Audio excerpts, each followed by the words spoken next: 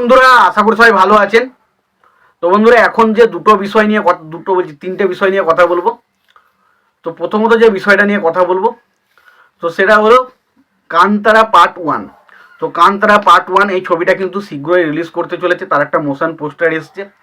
তো সেই পোস্টারটা আমার কাছে কিন্তু ব্যাপক লেগেছে এবং সত্যি কথা বলছি, কান্তারা পার্ট চ্যাপ্টার 1 এই ছবিটা দেখার জন্য আমি তো প্রচণ্ড এক্সাইটেড। তো তোমরা কতটা এক্সাইটেড ছবিটার জন্য অবশ্যই জানিও। এবং বাকি যে দুটো বিষয় নিয়ে কথা বলে, একটা হচ্ছে বাগি 4 এবং একটা হচ্ছে অবশ্যই দেবদার খাদান ছবিতে অনির্বাণ চক্রবর্তী, অনির্বাণ ভট্টাচার্য নয়, অনির্বাণ চক্রবর্তী, তার একটা পোস্টার বেরিয়েছে। সেটা কেমন লেগেছে সেটা আপনাদেরকে জানাবো। তো এই ছিল মোটামুটি তিনটে বিষয়। এবার এক এক করে আলোচনা করি। প্রথমে দেবদার খাদান ছবিটার বিষয়ে আলোচনা করব। দেখুন, দেবদার খাদান ছবি নিয়ে যদি প্রথমে কথা বলি, তো দেবদার খাদান ছবির এর আগে যতগুলো মোশন পোস্টার বেরিয়েছে প্রত্যেকটা পোস্টার আমাকে বেশ ইমপ্রেস করতে পেরেছে। এবং এই যে পোস্টারটা সেটা খারাপ লেগেছে সেটা আমি কখনোই বলবো না, পোস্টারটা বেশ ভালো। তবে পোস্টারটার মধ্যে চমকপ্রদ কিছু কিছু জিনিস নেই।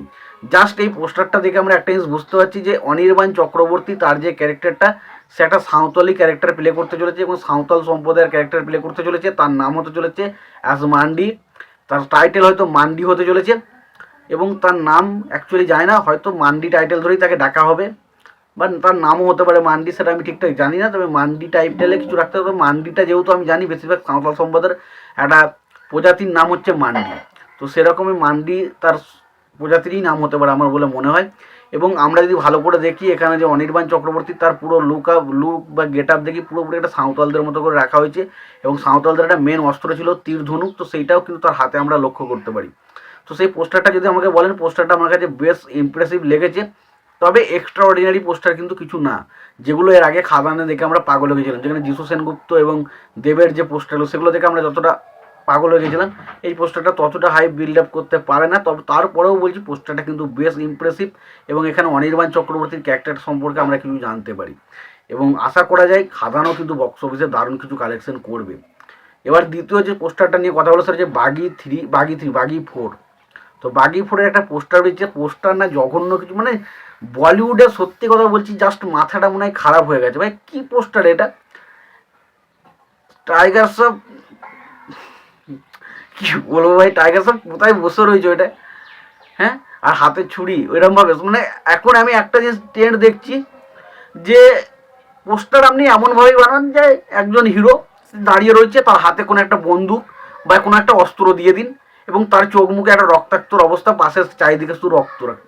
এই পোস্টার এখন এটাই ট্রেন্ড হয়ে গেছে, এইরকম একটা পোস্টার বানাও যেটা দেখতে ভালো লাগবে আর বেশ ট্রেন্ডে চলে আসবে। এটা কোনো পোস্টার হয়েছে, যা খুশি তাই বানিয়ে দিলে একটা পোস্টার হয়ে গেল।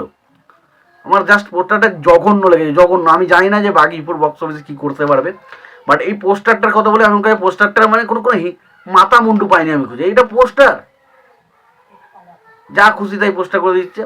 আর কান্তারা 2 যদি পোস্টারটা নিয়ে কথা বলি, দেখুন পোস্টারটার মধ্যে সেরকম কিছু রিভিল করেন। আগে একটা পোস্টারটা বেরিয়েছিল, সেই পোস্টারটাকে দেওয়া হয়েছে এবং সেই পোস্টারটা সত্যি কথা বলছি আমার কাছে কিন্তু কান্তারার পোস্টারগুলো জাস্ট ফাটাফাটি লাগে। তো দেখা যাক আলটিমেট এই পোস্টারটা নিয়ে আর কিছু সেরকম কিছু বলার নেই। তো এই ছিল মোটামুটি 3টে পোস্টারের বিষয়ে মতামত। তোমাদের এই বিষয়টা নিয়ে কি মতামত রয়েছে তোমরা জানিও। তোমাদের যদি ভিডিওটি ভালো লেগে থাকে লাইক কমেন্ট শেয়ার করে দিও। চ্যানেলটা নতুন হয়ে থাকলে অবশ্যই তোমরা চ্যানেলটা সাবস্ক্রাইব করে নিয়ে পাশে বেল আইকনটা অবশ্যই প্রেস করে দিও। ভালো থেকে সুস্থ থেকে দেখা হচ্ছে পরে ভিডিওতে।